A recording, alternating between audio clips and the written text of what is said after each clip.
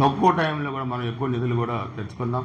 ఇవన్నీ కూడా మీకు ఒక ప్రణాళికాబద్ధంగా కూడా చేస్తాం. అదేవిధంగా హౌస్ సైడ్స్ కూడా హౌసింగ్ కూడా ఇప్పుడు ఇస్తూ ఉన్నాం. ఆర్థిక పరిస్థితులు ఏ విధంగా ఉన్నా మా నియోజకవర్గానికి ముఖ్యమంత్రి గారు పెద్ద మనసుతో కూడా నిధులు కేటాయిస్తూ ఉన్నారు.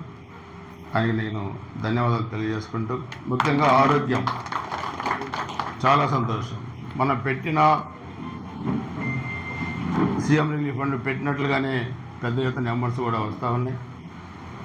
దానికి ముఖ్యమంత్రి గారికి ధన్యవాదాలు తెలియజేసుకుంటూ, గురజాల నియోజకవర్గ ప్రధానికం తప్పకుండా ఏ సమస్యలు ఉన్నా లేకపోతే అభివృద్ధి కార్యక్రమాల్లో కానీ వ్యక్తిగత విషయాల్లో కానీ అన్నింటిలో కూడా మనం ఆ కార్యక్రమాలను ముందుకు తీసుకెళ్లేదానికి కూడా చర్యలు తీసుకుంటున్నాం. అదేవిధంగా గురజాల నియోజకవర్గంలో మనం ఒక సూపర్ 6 కార్యక్రమాలు కూడా పెట్టాం. గవర్నమెంట్ డేటా తీసుకొని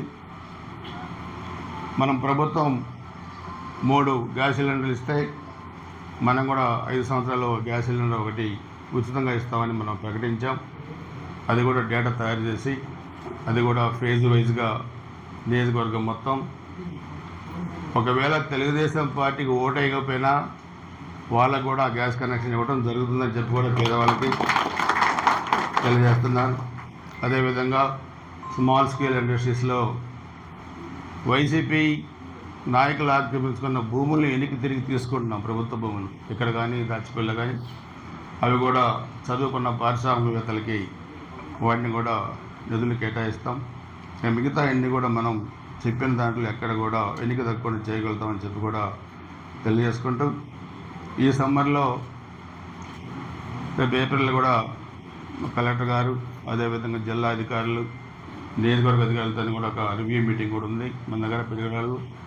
రాబోయే సమ్మర్లో అన్ని గ్రామాల్లో అన్ని మున్సిపాలిటీల్లో కూడా ఈ డ్రింకింగ్ వాటర్ ప్రాబ్లం లేకుండా నిధులు కూడా కేటాయించాం.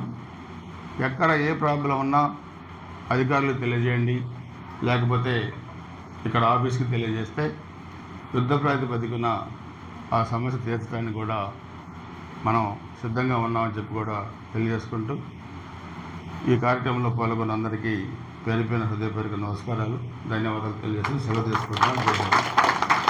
వాళ్ళు వచ్చారా?